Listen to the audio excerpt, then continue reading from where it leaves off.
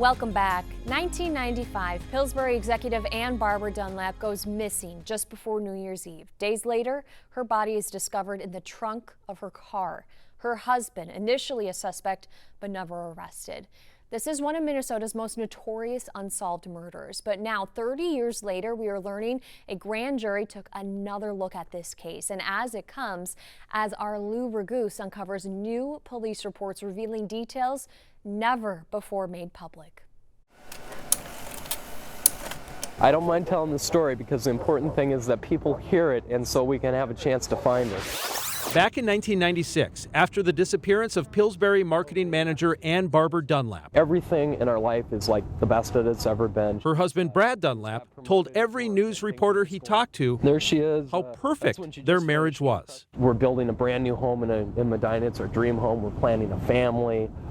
Just everything that you want out of life is happening for us, so it's very unusual. And even after Ann's body was discovered in the trunk of her own car, parked at the old Kmart in Minneapolis on Lake Street, and police zeroed in on Brad as a suspect. This is what Ann's friends supported Brad. He loves Ann very much. He still wears his wedding ring. They all noted the perfect nature of their relationship. We just, said to Ann, if we could just clone him, all the single women would be happy. Brad's coworkers said the same thing. And they're happily married. They don't have any problems. There's probably two people in my life that I admire their relationship more than anyone, and Brad is one of them, Brad and Ann. And for decades, so did Ann's parents. Well, he loved her more than life itself. He would do anything for her. In fact, he spoiled her so.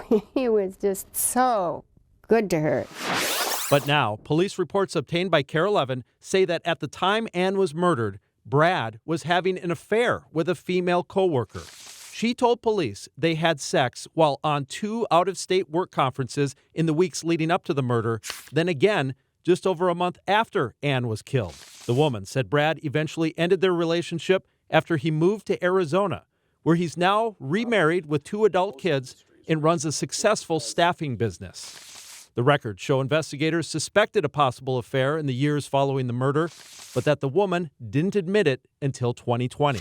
In a police interview, she told them she felt bad for Brad and believed he was innocent, and that Brad never told her what he did on the day of Ann's murder. The murder of Ann Barbara Dunlap is one of the most talked about unsolved murders in Minneapolis history, and it appears to be at a critical point. According to multiple sources, in February, the Hennepin County Attorney's Office convened a grand jury to compel testimony, including from Brad's alleged ex-girlfriend, the other woman, whom Ann's friends and family members were not aware of until very recently. But the grand jury concluded, and to this day, neither Brad nor anyone else is charged in Ann's murder. KARE 11 has been in contact with Brad's attorney. We asked about the alleged affair and other details in the police reports, and they declined to comment. KARE 11 has previously reported that police files reveal Ann's blood was discovered in the garage at Ann's parents' home where the couple was staying while their new house in Medina was being built. And that Brad had taken out a $1 million life insurance policy 4 months earlier on top of the $745,000 that Ann already had through her job at Pillsbury. Dunlap received a portion of the insurance money through a confidential settlement. The police reports reveal other details that have never been reported. A woman who worked with Ann at Pillsbury told police that 2 months before the murder, Ann came to work exasperated and said, "My husband is either going to kill himself or me. I don't know what he's going to do." The reports say the woman specified that Ann wasn't joking and that Ann's former boss corroborated that story. But the files also reveal stumbling blocks for investigators, including when Ann's car ended up at the Kmart and who put it there. Ann disappeared December 30th, and her car was found in the Kmart lot January 1st. According to the reports, police believe Brad parked it there on the 30th within hours after Ann had brunch with her running friends. The reports say it snowed that night only, and the Toyota was surrounded by snow but dry underneath. That's great. Police believe Brad jogged back to his in-laws' South Minneapolis home and made up a story that Ann went shopping at the Mall of America.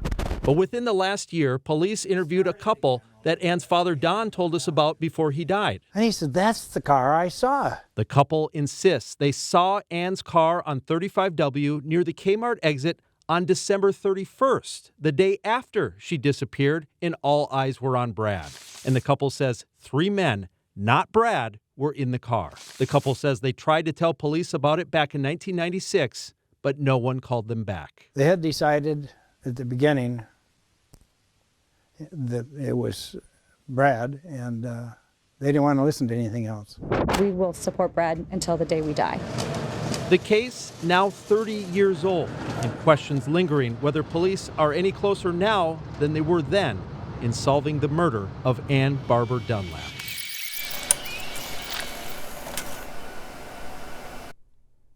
Wow.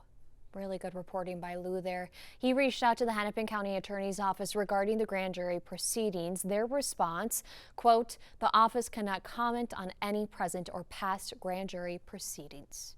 Minneapolis police told us the case remains open and active. They also said that anyone with information should speak with investigators and not assume someone has already provided a detail or that too much time has passed. Again, Brad Dunlap has never been arrested or charged in this case.